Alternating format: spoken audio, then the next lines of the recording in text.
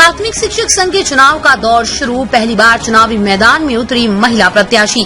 जिले भर में प्राथमिक शिक्षक चुनाव की प्रक्रिया अब शुरू हो गई है। वहीं दिनांक 15 जुलाई को होने वाले चुनाव में प्रत्याशी अब दमदारी के साथ अपनी तैयारियों में जुट गए हैं। उसी क्रम में खैर ब्लॉक से अध्यक्ष पद के लिए डॉक्टर निशा शर्मा व मंत्री पद के लिए ललित कुमार दावेदारी कर रहे हैं। अध्यक्ष पद की उम्मीदवार निशा की माने तो उनका साफ तौर पर कहना है कि आज शिक्षक व शिक्षिकाओं के साथ कई गंभीर समस्याएं बनी हुई हैं। ऐसे में शिक्षकों को तमाम तरीके की समस्याओं से जूझना पड़ता है और समस्याओं को लेकर विभागीय दफ्तरों में कोई सुनवाई तक नहीं होती। वहीं अध्यक्ष पद पर नियुक्ति के बाद इन समस्त समस्याओं से निजात दिलाऊंगी। साथ ही कहा कि मैं सदैव शिक्षक भाई बहनों के लिए 24 घंटे तत्पर रहूंगी। क्या नाम है आपका? निशा शर्मा। मैम, प्राथमिक शिक्षक संघ के अध्यक्ष पद की आप दावेदार हैं। एक सवाल है आपसे कि आखिरकार शिक्षक आपको क्यों चुने? देखिए, ऐसा है कि प्राथमिक शिक्षक संघ खैर इकाई में जो निर्वाचन हो रहा है 15 तारीख को, अभी तक के इतिहास में कोई भी महिला प्रत्याशी इस मैदान में नहीं उतरी है। क्योंकि अपने खैर ब्लॉक में 50% से अधिक महिलाएं प्रतिनिधित्व कर रही हैं जब शिक्षिकाओं के रूप में, तो एक महिला शिक्षक को भी इस क्षेत्र में आगे आना चाहिए।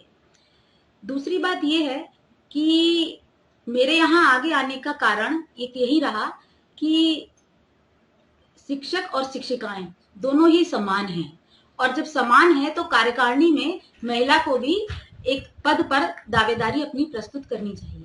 मैम, विशेषता क्या रहेगी चुनाव में? अगर अध्यक्ष बनती हैं तो क्या कुछ आपकी प्रमुखताएं रहेंगी? जी, हमारी प्राथमिकताओं में सर्वप्रथम तो ये रहेगा कि हम अब हमारी जो ब्लॉक स्तर पर जो हमारे कार्य हो रहे हैं उनमें पारदर्शिता लाई जाए, और सर्वप्रथम ब्लॉक कार्यकारिणी का गठन किया जाए। और ब्लॉक कार्यकारिणी का जब गठन कर लिया जाएगा तो हम अपनी टीम के साथ और भी जो महिलाएं हैं और पुरुष हैं उन सभी को उनका प्रतिनिधित्व दे करके पारदर्शिता के रूप में हम सभी मिल करके कार्य करके आगे बढ़ेंगे इस ब्लॉक में, और इस ब्लॉक की गरिमा को बनाएंगे। मैम, चुनाव के वक्त तमाम वायदे किए जाते हैं लेकिन उसके बाद जो है पूरे नहीं होते हैं, तो क्या आप पर लोग क्यों भरोसा करें?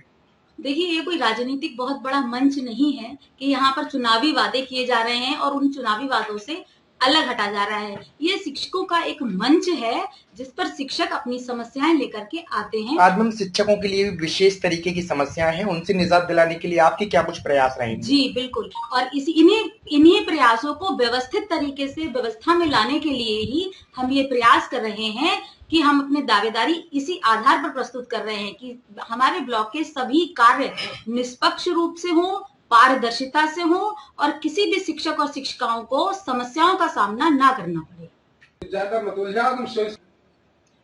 मैम, आज तमाम सारी समस्याएं शिक्षक और शिक्षिकाओं के लिए आती हैं, क्योंकि तमाम समस्याओं को लेकर आज बीएसए ऑफिस तो जाना होता है, लेकिन तमाम जो वहां बैठे अधिकारी कर्मचारीगण हैं वो समस्या से निजात नहीं दिला पाते और जो मेंटली टॉर्चर है वो लगातार बरकरार रहता है। तो आपके बाद ऐसा क्या कुछ विशेष रहेगा? आपने बिल्कुल सही कहा है कि शिक्षक और शिक्षिकाएं आज के परिदृश्य को देखते हुए बहुत सारी समस्याओं का सामना कर रहे हैं, और इन्हीं समस्याओं को दृष्टिगत रखते हुए, इन्हीं समस्याओं का ध्यान करते हुए मैं इस क्षेत्र में आगे आई हूँ। यहाँ पर हमारी जितनी भी शिक्षिका बहनें हैं उनके लिए और भी शिक्षकों के लिए 24 घंटे उपलब्ध रहूंगी मैं यहाँ पर। और रही बात बीएसए ऑफिस और बीआरसी के ऑफिसेस की चक्कर लगाने के लिए, इसीलिए हम अपनी ब्लॉक की कार्यकारिणी का गठन करेंगे। ये मैंने पूर्व में ही कह दिया है कि जब हम कोई अध्यक्ष और मंत्री पद के लिए इकट्ठे नहीं हैं, हमारा संदेश सभी को साथ लेकर के ही चलने का है। जब तक सभी लोग साथ नहीं आएंगे तब तक संगठन नहीं बन सकता। सभी को एकत्र होकर साथ लेकर के ही हम आगे बढ़ेंगे। अपने अध्यापक गुट के लिए कुछ खास कोई विशेष संदेश देना चाहेंगी? बस सभी से निवेदन है कि परिवर्तन के इस बयान में हम सभी का साथ दें और परिवर्तन के सहभागी बने। वहीं मंत्री पद के उम्मीदवार ललित कुमार का स्पष्ट तौर पर कहना है, शिक्षक भाई बहनों के आशीर्वाद की आवश्यकता है, क्योंकि आज शिक्षकों को आज के समय में जिन समस्याओं से जूझना पड़ रहा है उन समस्याओं को लेकर उच्च स्तर पर हर संभव प्रयास किया जाएगा और शिक्षक साथियों के हक के लिए सदैव सर्वोपरि रहेंगे। वहीं बातचीत के दौरान दोनों प्रत्याशियों ने शिक्षक संघ से दिनांक 15 जुलाई को वोट करने की अपील भी की है। बड़ी बात आपको बता दें कि फिलहाल प्रदेश के इतिहास में ये पहली बार है कि एक महिला प्रत्याशी चुनावी मैदान में है। संवाददाता विनय माथुर की रिपोर्ट। शिक्षक संघ के मंत्री पद के दावेदार हैं आप, क्या कुछ चुनावों की तैयारियां हैं और किस तरीके से क्या कुछ विशेषताएं रहेंगी चुनाव में? जी नमस्कार, मैं ललित कुमार मंत्री पद प्रत्याशी ब्लॉक खैर प्राथमिक शिक्षक संघ से दावेदारी कर रहा हूँ मंत्री पद के लिए। मैं आपको बताना चाहता हूँ कि हमारी तैयारियां प्रत्येक संकुल में जाके हम सभी अपने शिक्षक भाई बहनों से संपर्क कर चुके हैं, जिस पर उनका समर्थन भी हमें प्राप्त हो रहा है। और हमारी जो विशेष मांग या विशेष प्रयास है वो ये है कि हम अपना सभी कार्य जो हमारे पूर्व में प्राथमिक शिक्षक संघ के पदाधिकारी करते रहे हैं उनमें जो कमियां हैं, जैसे कहना चाहिए पारदर्शिता, हम अपना सभी कार्य जो है पारदर्शिता के साथ करना चाहते हैं।